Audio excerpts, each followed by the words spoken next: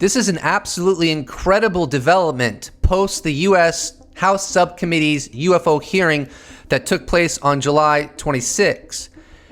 The director of AARO has issued a statement in response to that hearing, and this was dropped by Twitter user D. Dean Johnson, and I will read his opening tweet in which he shares Dr. Sean Kirkpatrick's statement.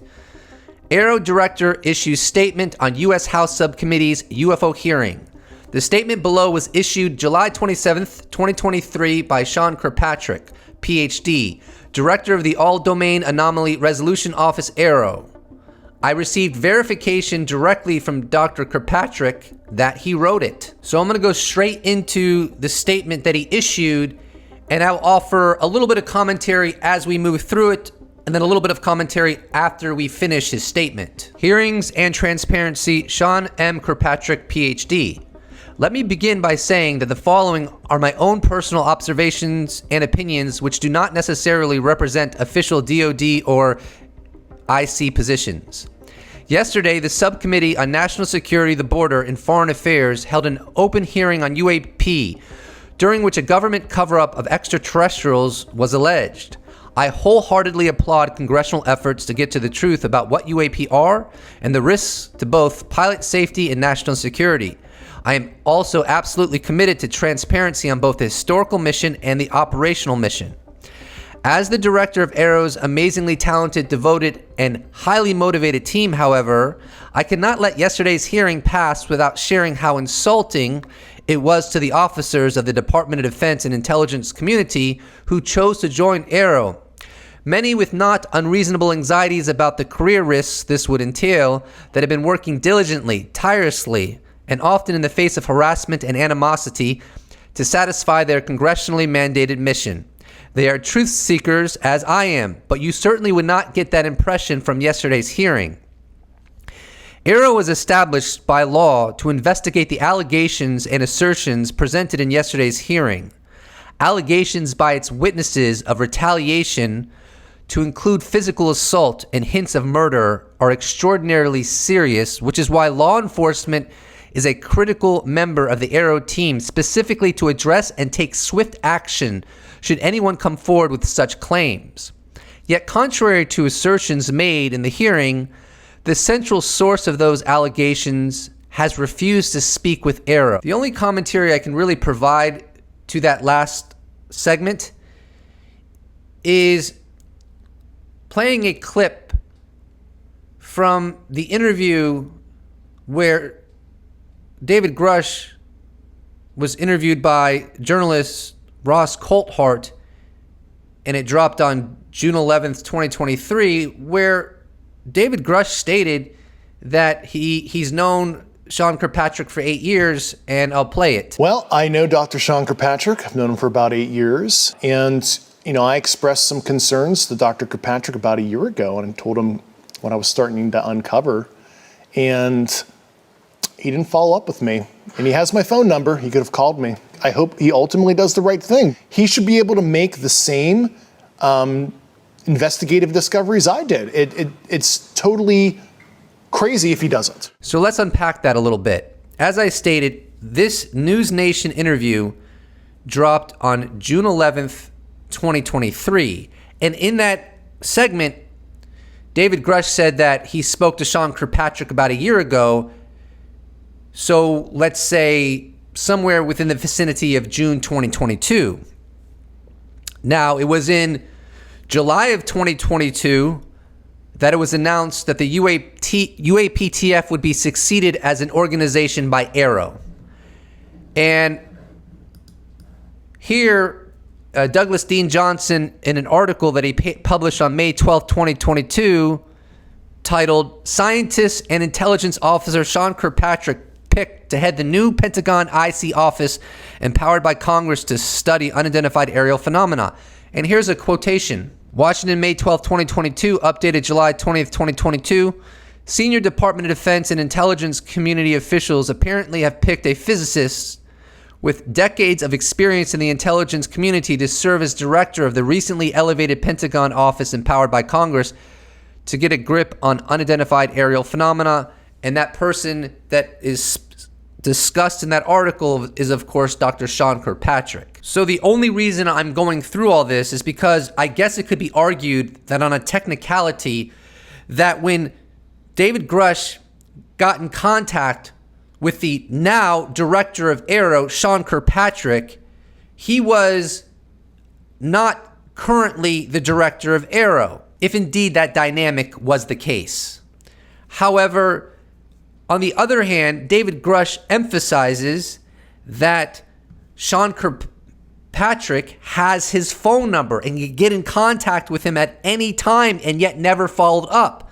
So from my analysis, ultimately the onus is on Dr. Sean Kirkpatrick to get in touch with David Grusch, since David Grusch already made the effort to communicate with him and no follow-ups were made. So I'm not completely sold on this segment of Dr. Sean Kirkpatrick's article where he says that this person, and he's referring to David Grusch, didn't get in touch with AARO. Well, you have his phone number. If you find the situation so problematic, why wouldn't you, Dr. Sean Kirkpatrick, call David Grusch, as you have his phone number according to David Grusch, and figure things out and talk to him and ask him why he is convinced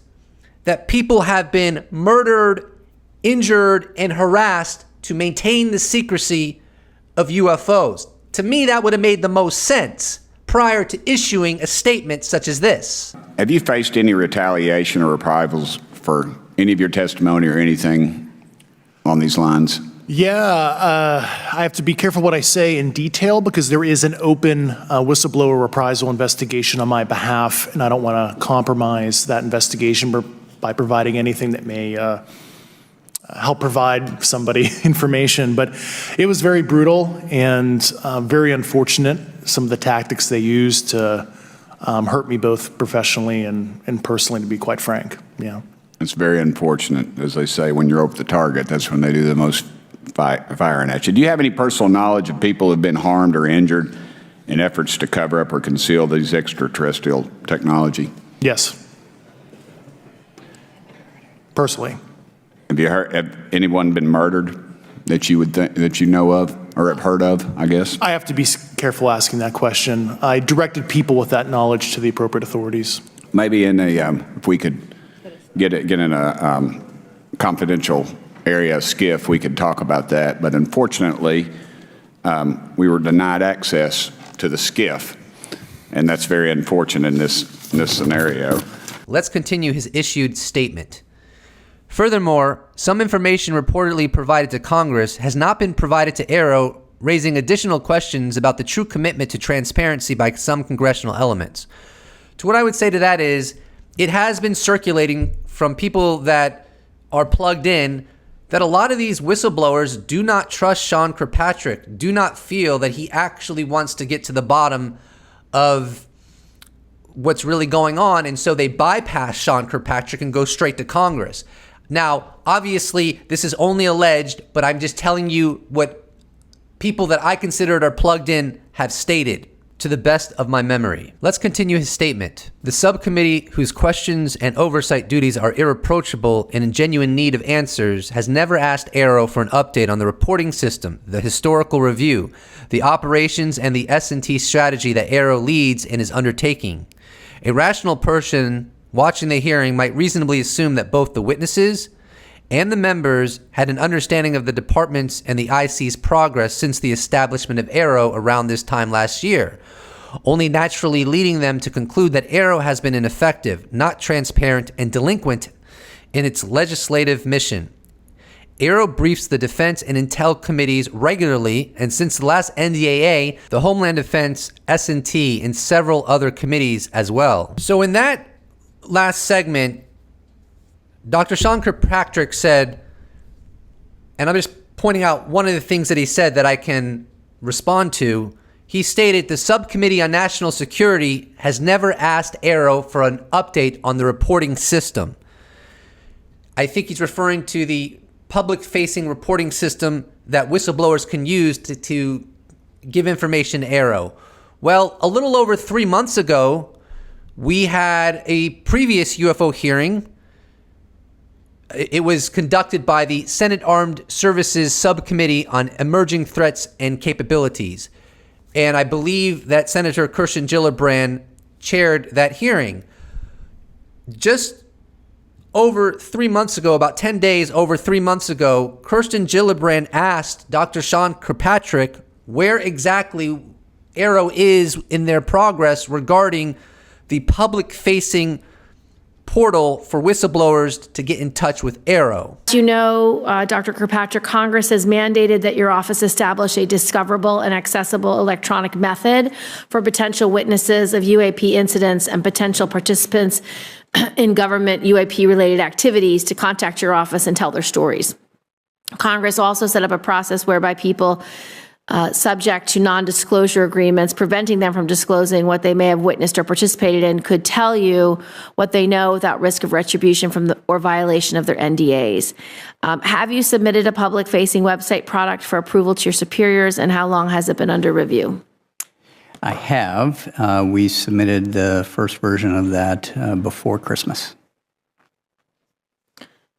And do you have an estimate from them when they will respond and when you'll have feedback on that? No, I don't. Okay. We will author a letter asking for that timely response to your superiors. When do you expect that you will establish a public-facing discoverable and access portal for people to use to contact your office as the law requires? So I would like to first say thank you all very much for referring the witnesses that you have thus far to us. I appreciate that. We've brought in nearly 24 so far. It's been very helpful. I'd ask that you continue to do that until we have an approved plan. Mm-hmm. We have a multi-phased approach for doing that we've been socializing and have submitted for approval sometime.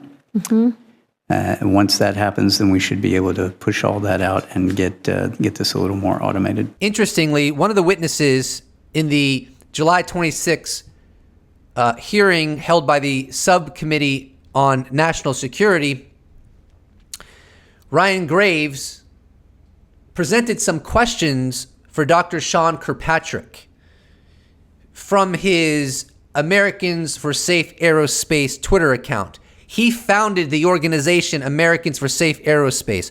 So I'm assuming he tweeted this out. And this tweet was published after Douglas Johnson tweeted out that that statement was indeed by Dr. Sean Kirkpatrick. So it does appear to me that this is a response in some sense, to Dr. Sean Kirkpatrick's public statement regarding the July 26 hearing. And I quote, questions for Dr. Kirkpatrick at DOD AARO. Does AARO have the Title 50 authority you said it needed in testimony to Congress? Does AARO have access to the scientifically calibrated sensors you said it needed in the NASA IST public meeting? How are witnesses supposed to contact AARO? What is the timeline for a public-facing website? So nobody knows what the timeline is for the public-facing website. Why didn't Dr. Sean Kirkpatrick, in just my humble opinion, include that information in his public statement regarding the hearing?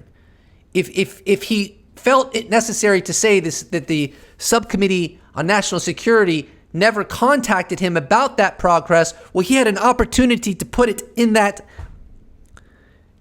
issued statement. That's all I got to say about that. But I do wonder what the progress of the public-facing website is that's mandated by law. Let's continue Dr. Kirkpatrick's public statement. I am deeply disappointed at the denigration of AARO's dedicated men and women hailing from the Department of Defense, intelligence community, and civil partners who are pouring their hearts out working this issue on the behalf of Congress. AARO has the authorities and resources necessary to execute this mission to meet congressional intent. And as we've stated before, AARO welcomes anyone with knowledge of any of these allegations or programs to talk to us in a safe, secure, and appropriately cleared environment. Rest assured, AARO will follow the data wherever it leads. Finally, to be clear, AARO has yet to find any credible evidence to support the allegations of any reverse engineering program for non-human technology. Also, to be clear, none of the whistleblowers from yesterday's hearing ever worked for AARO or was ever a representative to AARO, contrary to statements made in testimony and in the media. So what stands out to me from that last segment that I shared, and I quote, "Also, to be clear, none of the whistleblowers from yesterday's hearing ever worked for AARO or was ever a representative to AARO, contrary to statements made in testimony and in the media." So the following clip is whistleblower David Grusch's opening statement. And I'm not about to pour over the entire hearing right now because I want to get this video out. But this segment is the closest I can come to off the top of my head of where he might have said something that could be interpreted as having worked for AARO or been a representative of AARO. Mr. Grusch. Mr. Chairman, ranking members and congressmen, thank you. I'm happy to be here. This is an important issue, and I'm grateful for your time. My name is David Charles Grusch. I was an intelligence officer for 14 years, both in the U.S. Air Force, both active duty Air National Guard and Reserve, at the rank of major, and most recently from 2021 to 2023, at the National Geospatial Intelligence Agency, NGA, at the GS-15 civilian level, which is the military equivalent of a full bird colonel. I was my agency's co-lead in unidentified anomalous phenomena and transmedium object analysis, as well as reporting to the UAP task force, UAPTF, and eventually, once it was established, the All-Domain Anomaly Resolution Office, AARO. So as I referenced earlier, because I went over the entire statement by Dr. Sean Kirkpatrick, I'll revisit one of his sentences, and I quote, "Yet contrary to assertions made in the hearing, the central source," and I believe that's referencing David Grusch, I think it's pretty obvious, "of those allegations has refused to speak with AARO." Well, I don't know. David Grusch just said in his opening statement following being sworn in under oath that he actually did communicate with AARO. So a lot of questions and not very many answers. This public statement that Dr. Sean Kirkpatrick has issued as a result of his dissatisfaction with the hearing is quite remarkable. And I don't want to add too many more opinions. Let's just see how this plays out. This is not what I was expecting. And I want to underscore that as far as I understand, this statement was not going through official channels. He just put this out there because he was just apparently pretty upset about what was stated during the hearing.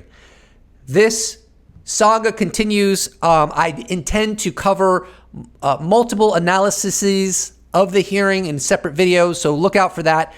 And please do not forget to subscribe. There's a lot going on right now. You're not going to want to miss it. And just so you know, on my Patreon account and on my YouTube members account, I drop the best articles and videos from the media almost every day. And it's if you want to stay on top of this and you want to be alerted to great articles or videos that have published, becoming a patron or a YouTube member might be in your interest. I don't obviously watch every video, read every article, but I try to stay on top of it as much as I can. And one of the great services, at least in my perception, that I offer to my patrons and to my YouTube members is by dropping links to developments as they occur, and of course, covering into my videos as you're watching now. If you'd like to support this channel, you could, like I said, you could become a YouTube member, you could become a patron, you could give me a one-time donation, you could buy some merch. All of those possibilities can be accessed in the description below, or you could just slap a like on this bad boy, and I'll appreciate it so much. Thank you so much for watching, and I look forward to seeing you in the next episode. Special thanks to all patrons, YouTube members, those that have bought merch, those that have given me a one-time donation. I couldn't do without you. Thank you so much. See you in the next episode.